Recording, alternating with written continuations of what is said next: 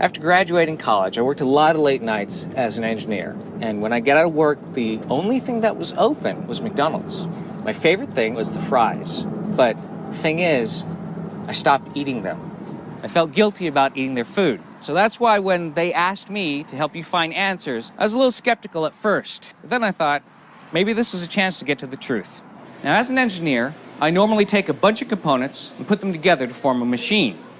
Any machine can be deconstructed. And by looking at the assembly process in reverse, you can get a better idea of how it's made. And that's what I'm going to do with McDonald's French fries. I'm going to reverse engineer the whole process. I'll start with a fully finished fry, and in the end, hopefully, I'll have a potato that came straight out of the ground. So, Coco, I've been asked by people, are the fries even made out of potatoes? Are they, ground up and mushed into the fry shape? Sure, that's why I'm glad you're here today. We're going to take you through the whole process so we can make sure you have your answers. Okay, from the very end all the way back to the beginning. Yes. We're at the end of the freezer tunnel. Now, I know what you're thinking. These look like potatoes, but are they really potatoes? Let's go check out the rest of the process. All right. So this whole thing is the freezer tunnel. Yes, it's about 50 yards in length. So the fries go in unfrozen, they come out frozen. What about me? What if I went in one side and came out the other? It would turn you into a Grantsicle. So what's before freezing? So these are actually cooked. Yeah, they're partially fried, and then the final preparation is done at the restaurant. Why do you partially fry them? Well, we want to make sure we get that crisp outer shell. Yes. I like that part. Yeah. So before they're partially fried, what happens?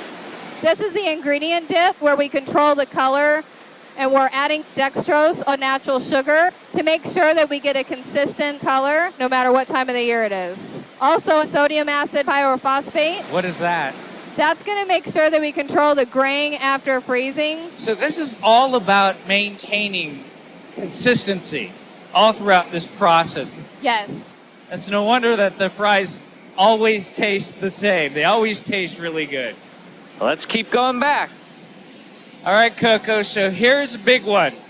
Now, I've been asked by people to show them the machine where you take the mashed up potato goo and you inject it into these molds in order to make the perfect French fries. We don't do that here. Behind us, you can see whole potatoes coming at us. Yes, and then I see this thing that looks like a cannon. It works similar to a cannon. We're lining up the potatoes in a tube with high pressure water and shooting them through a water knife here. It's precision cutting. What? Check that out. That is crazy. How fast do they fire through here? 60 to 70 miles per hour. So, Coco, where does the ammo for the potato gun come from? Let's go find out.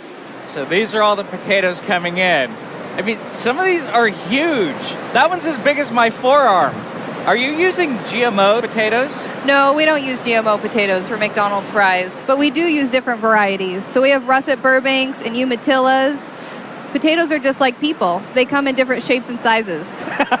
And they're all beautiful. They're all beautiful.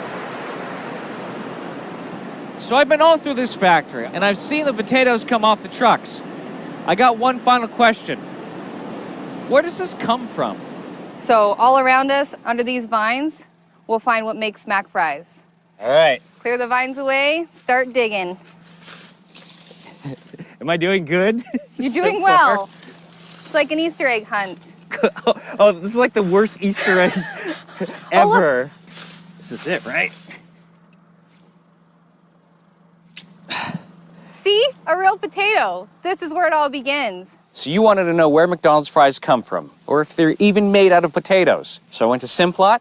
I went backwards through the whole process, saw exactly how they're made, and traced it all the way back to here, to this, potato. Pretty simple. I know you have questions. I have questions too. So keep asking, and I'll find the answers.